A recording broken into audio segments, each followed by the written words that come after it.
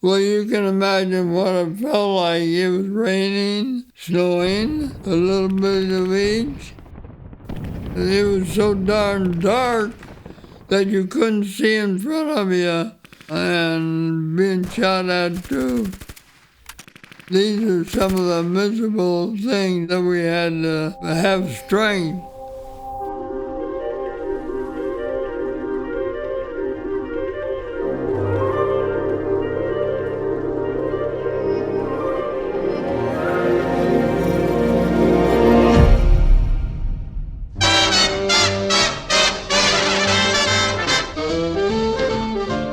Ocean away from war, many Americans enjoyed their peacetime comforts despite the inevitable becoming more of a certainty day by day.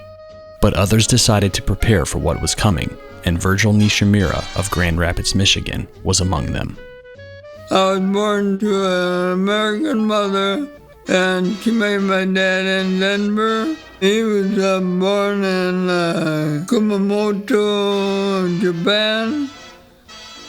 I stayed in college and worked in the summer to earn money. I went through acrobatic flying. That was where I was assigned when I joined up with the WTS, a war training service. They needed pilots very badly. I loved that type of training. In fact, I shot right to the top of the group that I was in. And every group after that, I shot right to the top because I loved the flying.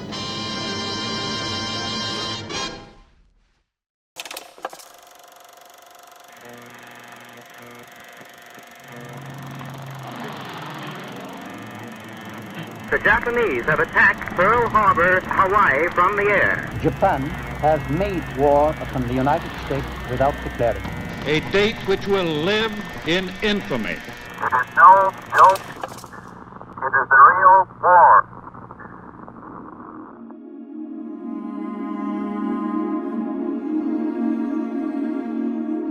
Following Japan's attack on Pearl Harbor, life became difficult for the Japanese Americans living in the United States.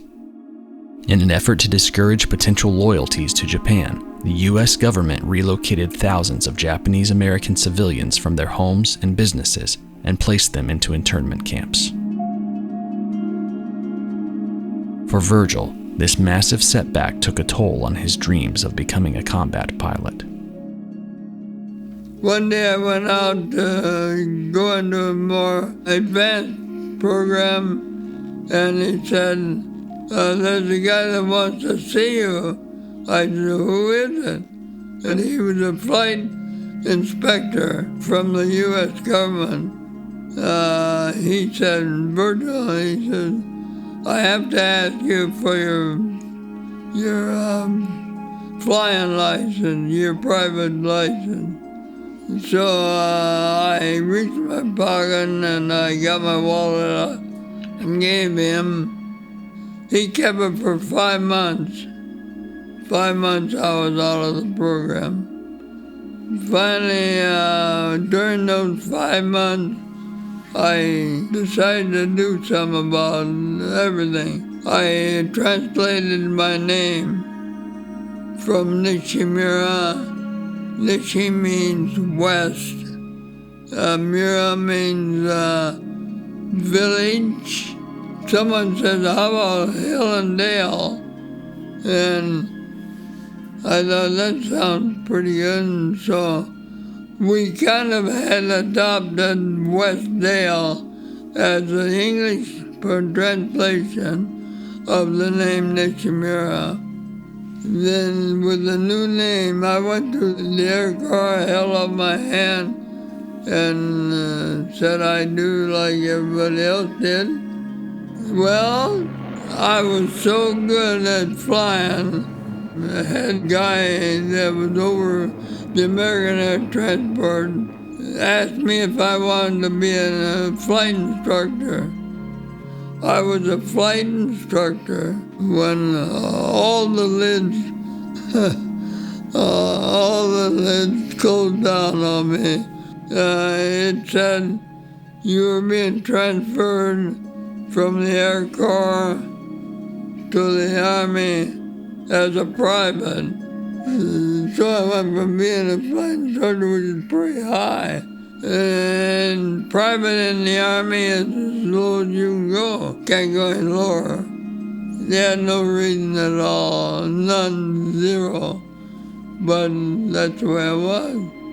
And you couldn't challenge anything back then. No, they wouldn't let me fly.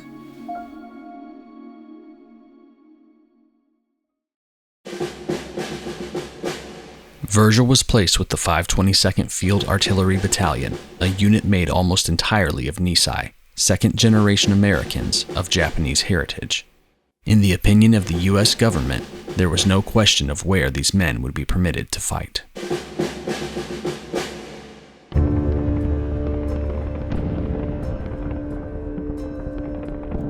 We landed into a neutral area at first and went up toward Naples. Those poor people. Flies were all over. They were eating out of garbage cans. Il Duce, Mussolini, he should never have been in a war in the first place. They didn't have any money or anything. And Rome was off limits. One little story, I walked into a courtyard. There were dozens of GIs in there. And I said, what is everybody waiting for? Someone said to me, look who's coming out. Pope Pius XII walked out on that little balcony, and he blessed the whole crowd down there. It was quite impressive to me to have that happen. Pope Pius XII. Yeah, I remember that.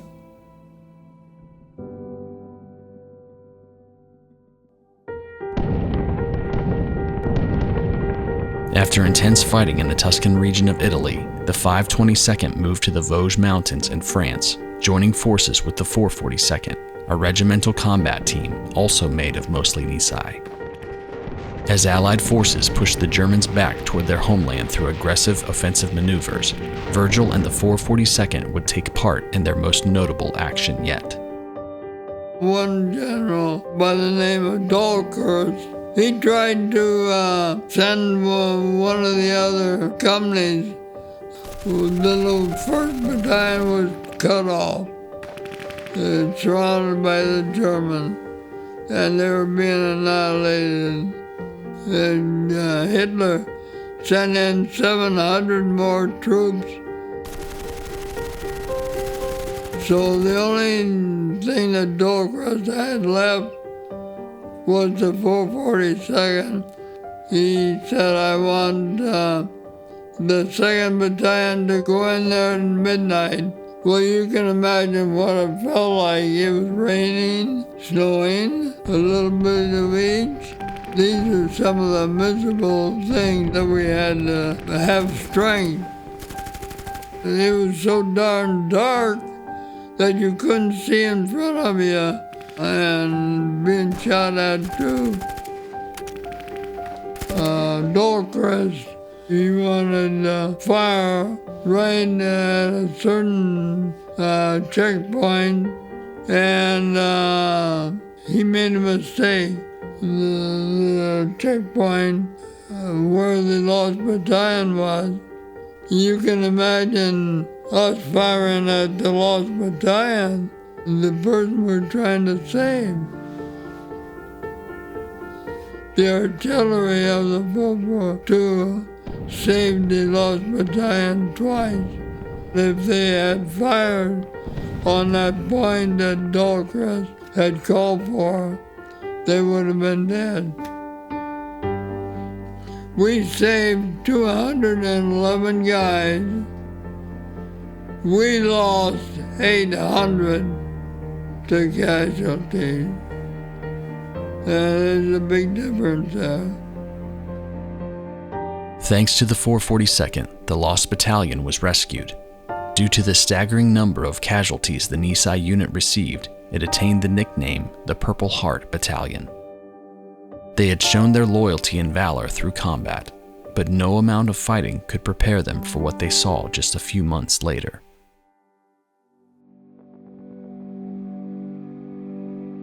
In 1945, maybe April 27th, one of our captains, Captain Fiberman, I remember the name, took 3 enlisted guys with him, went into Dachau. He was broadcasting on the radio about what he was seeing. He was told through the radio that he had to get out of Dachau immediately or be court-martialed. They did not want the Americans to be represented by the 442nd because of racism, if you excuse the word. We were there on the 29th, along with the 45th Division, with the tanks and all, and liberated Dachau. They were given the credit. And I'm not saying they shouldn't have earned it, that was fine. But remember, our scouts were there a day or 2 before they were. If that means anything to anybody, there's no history about it at all. They wiped everything. They came up to the Dachau barricade and they looked at our guys, and our guys were all Japanese looking. They thought we were from Japan. Well, it didn't take them too long to tell them we were all American. And of course, they were feeling real good about that. Through rescue after rescue, having dealt with prejudice throughout much of their service, the 442nd earned the distinction of being the most decorated unit by the end of the war, a clear testament of their devotion to their country. By November of 1945, the war was over, and Virgil was making his voyage back home. 5,000 GIs coming home from a war. The drums were beating and the tugs were pulling us in, and I saw the Statue of Liberty, and I saluted her completely and held my salute because it really meant something to me.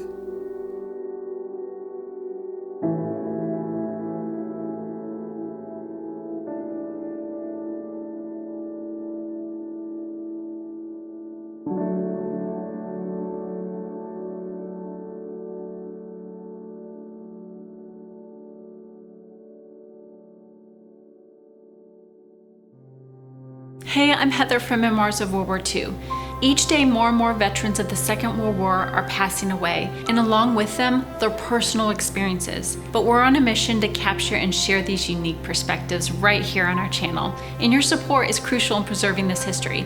You can help us out by joining us on Patreon, and you can find out more details at memoirsofworldwar2.com. Also, make sure you're subscribed and click the notification bell. Your support of our channel keeps these stories alive. Thank you for sharing these videos, and thanks for watching.